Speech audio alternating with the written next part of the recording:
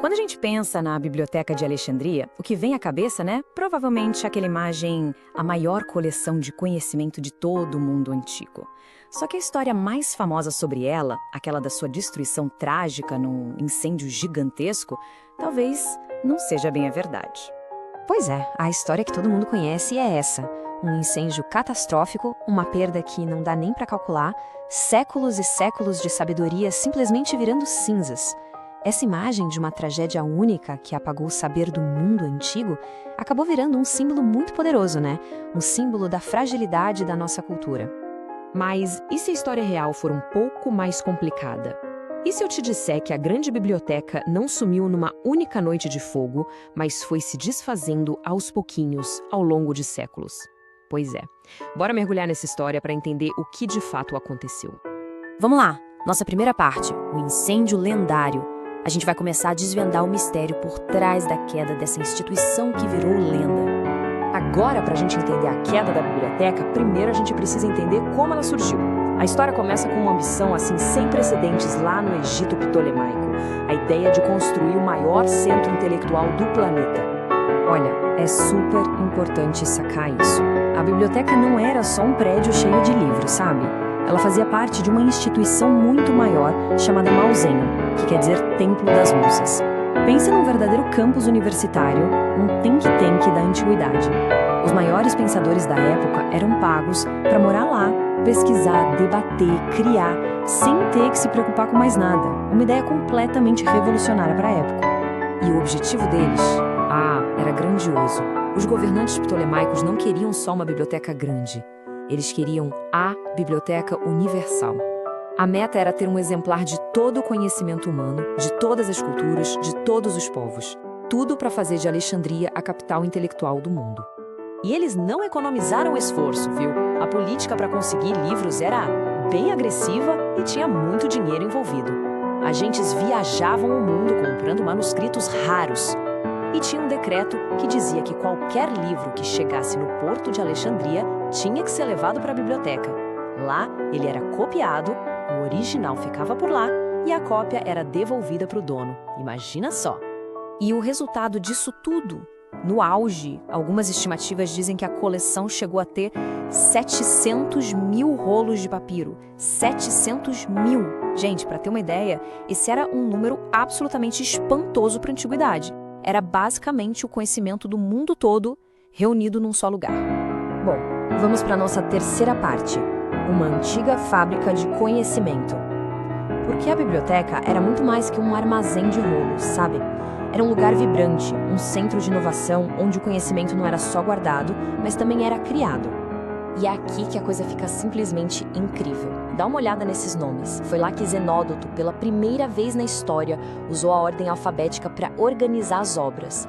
Que Calímaco criou o primeiro catálogo de biblioteca do mundo, os Pínaques. Foi lá que Eratóstenes calculou a circunferência da Terra com uma precisão absurda que demorou séculos para ser superada. E Aristarco de Samos, ele simplesmente propôs que a Terra girava em torno do Sol quase 2000 anos antes de Copérnico. É impressionante. O ponto-chave aqui é que eles criaram as bases do que a gente hoje chama de pesquisa acadêmica. Eles pegavam várias versões de um mesmo texto, comparavam uma com a outra para criar uma edição padrão, definitiva. Esse método é a base da crítica textual que se usa até hoje nas universidades. Então a pergunta que fica é: como uma instituição tão vital, tão importante, desapareceu? A resposta não é um evento único. E é aí que a gente entra na nossa quarta parte, morte por 1000 cortes. Então, se não foi um grande incêndio que acabou com tudo, o que foi? A verdade é que não teve um golpe fatal, sabe? A destruição da biblioteca foi mais como uma morte lenta, uma morte por 1000 cortes, causada por uma série de eventos ao longo de quase 500 anos. A decadência começou lá em 145 a.C., quando um governante, Ptolomeu VIII, expulsou os intelectuais de Alexandria. Isso, claro, enfraqueceu muito a instituição. Depois, em 48 a.C., tem o famoso incêndio de Júlio César. Só que as fontes da época dizem que o fogo atingiu uns armazéns perto do porto, e não a biblioteca principal. Aí pulamos séculos para frente, por volta de 270 d.C.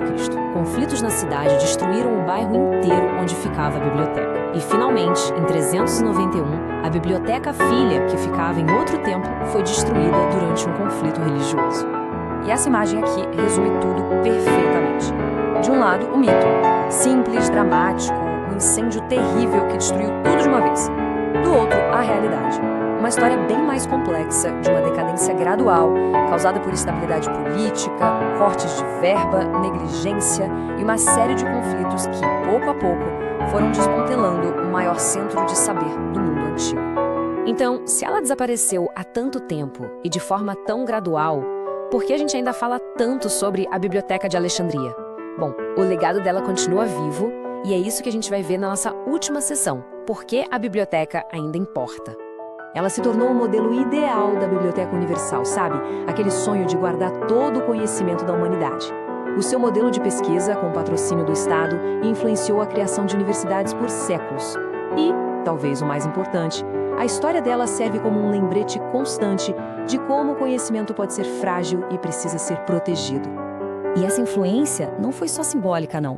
As obras que saíram de Alexandria, da geometria de Euclides até a astronomia de Ptolomeu, formaram a base do pensamento ocidental por mais de 1.500 anos. A ciência, do jeito que a gente conhece, tem raízes muito profundas no trabalho metódico dos estudiosos de Alexandria. No fim das contas, a Biblioteca de Alexandria era muito mais que uma coleção de rolos. Era a personificação de um ideal, a crença de que o conhecimento precisa ser coletado, preservado e expandido. E a história dela nos deixa com uma pergunta fundamental para hoje. Na nossa era digital, com novas fragilidades e novos desafios, como é que a gente faz para proteger o nosso conhecimento coletivo para as próximas gerações? Fica aí a reflexão.